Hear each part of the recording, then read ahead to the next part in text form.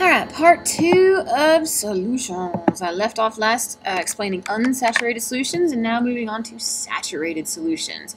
Well, a saturated solution is one in which you have dissolved all of the solute that you can possibly cram into that solvent.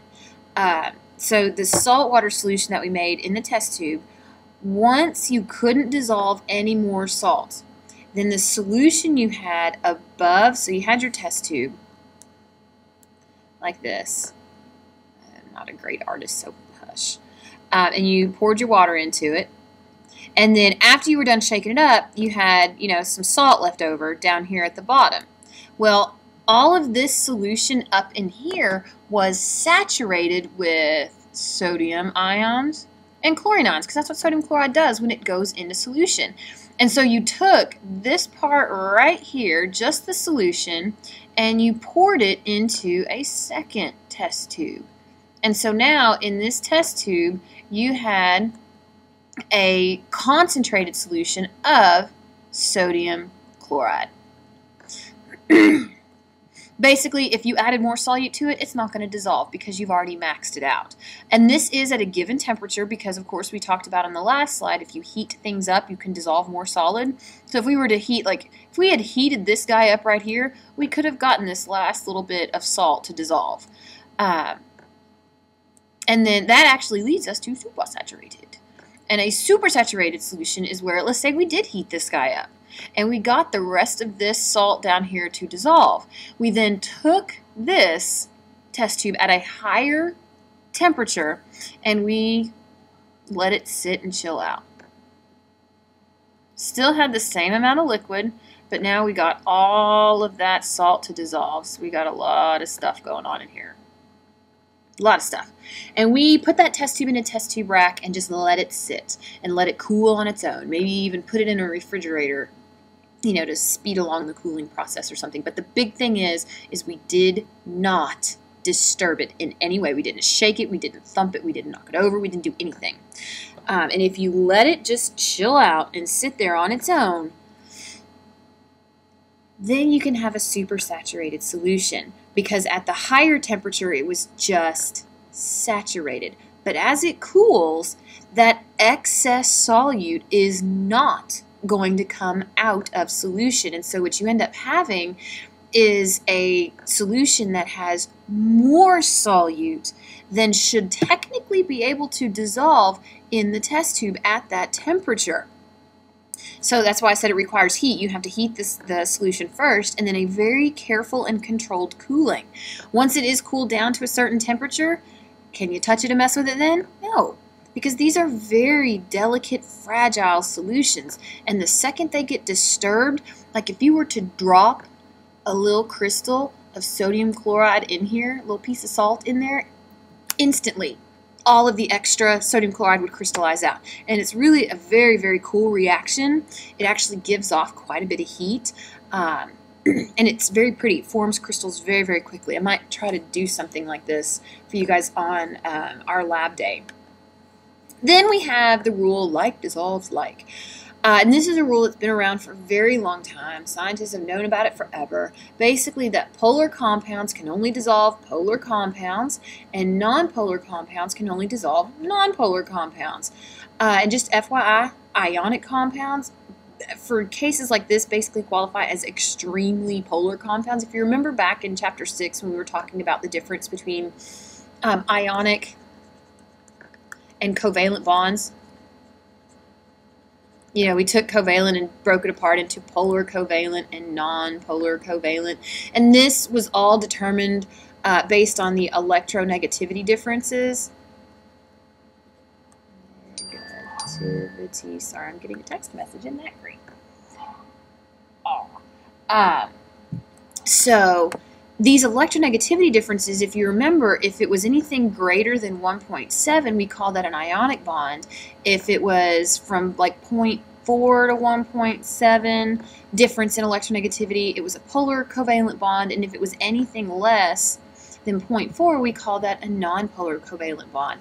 So really all we're saying is any compound that has an electronegativity difference of 0.4 or more will be able to dissolve in each other. And anything that has an electronegativity difference of less than 0.4 is not going to be able to dissolve up here, but it will be able to dissolve with itself.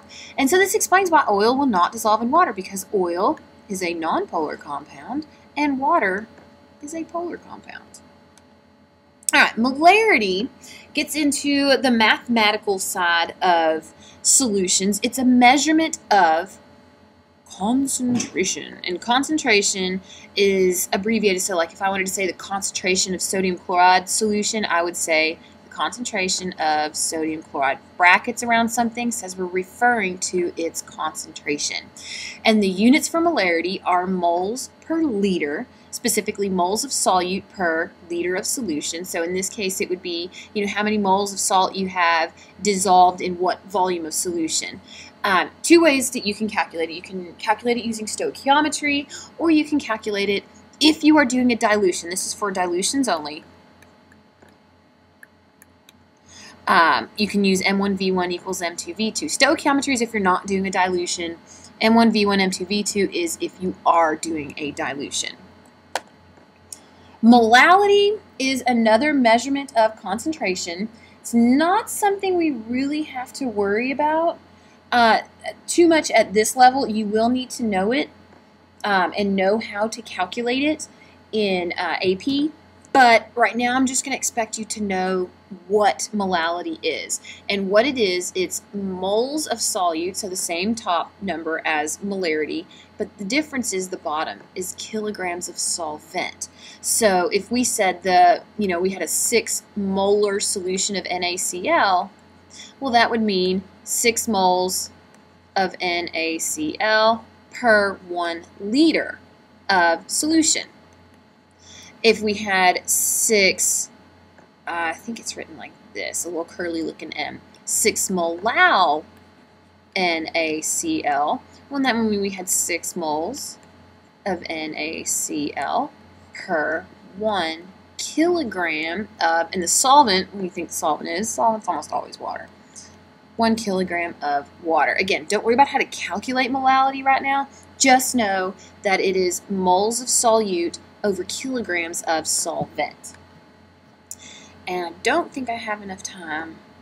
Yeah, I do have enough time to work out these two examples. So the first one, what is the molarity of a solution composed of 5.85 grams of Ki, potassium iodide, dissolved in enough water to make 0.125 liters of solution? Well, we have 5.85 grams Ki over 0.125 liters of solution. And we need to get this into molarity, which is moles per liter. Well, we've already got liters, so that's taken care of. We just need to get from grams to moles. Do that the same way we've always done it, using the molar mass of the solution. So potassium has a molar mass of 39.1. Iodine has a mass of 126.9, so add that up, 39.1 plus 126.9, and you get 166 grams Ki per mole of Ki. And so now you see grams of Ki cancel out, and we're left with moles per liter.